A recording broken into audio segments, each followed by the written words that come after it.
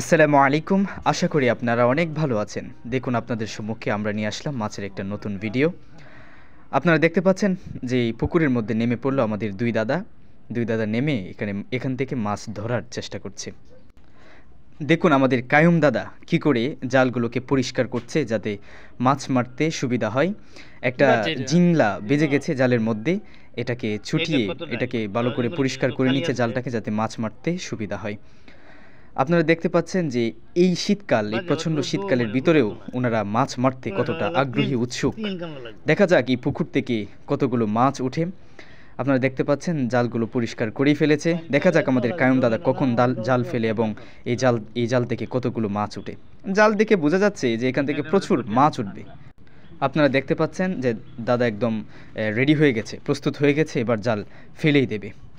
দেখতে দেখতে পাচ্ছেন যে পানিগুলো শুকিয়ে যাচ্ছে, শীতকাল বৃষ্টির অভাবে এরকম পানি একদম শুকিয়ে যাচ্ছে মাছ মারতে। ও আরেকদিকে দেখতে পাচ্ছেন আমাদের ওই দাদা পানি থেকে যত ময়লা পরিষ্কার করছে, বিশেষ করে বাঁশের জিংলা, বিভিন্ন ধরনের আমাদের দাদা জাইটগুলো উপরে তুলে নিয়ে আসছে যাতে মাছ মারতে সুবিধা হয়।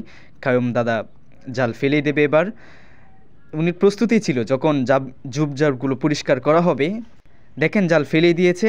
এবার কায়ুম দাদা বলতে বলতে এই ৬৫ বছর বয়সেও দেখুন আমাদের কায়ুম দাদা কীভাবে এই জাল টানার যে অভিজ্ঞতা আমাদের দাদার আছে, দেখতে দেখতে উনি জাল টান দিচ্ছেন। দেখা যাক এখান থেকে কতগুলো মাছ পাওয়া যায়। এই টানে কতগুলো মাছ উঠেছে সেটা দেখার আগে আমাদের চ্যানেলটি ভালো লাগলে লাইক এবং সাবস্ক্রাইব করে আমাদের ভিডিওটা কন্টিনিউ করতে থাকুন। এই যে দেখতে পাচ্ছেন দাদা আস্তে আস্তে জালটাকে ভিড়াচ্ছে। দেখা যাক এখান থেকে কতগুলো মাছ ওঠে। এই যে দেখতে পাচ্ছেন মাছগুলো নড়াচড়া করতে শুরু করে দিয়েছে। আরে কতগুলো মাছ এখানে ধরা পড়েছে। আশা করি দেখেন আশেপাশে উৎফুল্ল সহকারে মানুষগুলো দেখছে। ওয়াও, কতগুলো মাছ উঠে গেছে, দারুণ। আপনারা দেখতে পাচ্ছেন সিলভার, রুই, কাতলা ধরে ফেলেছে দাদা। দাদা এখানে মাছগুলোকে জালের ভিতরে আজকে সেই বাজি হইব। হ্যাঁ ঠিক আছে।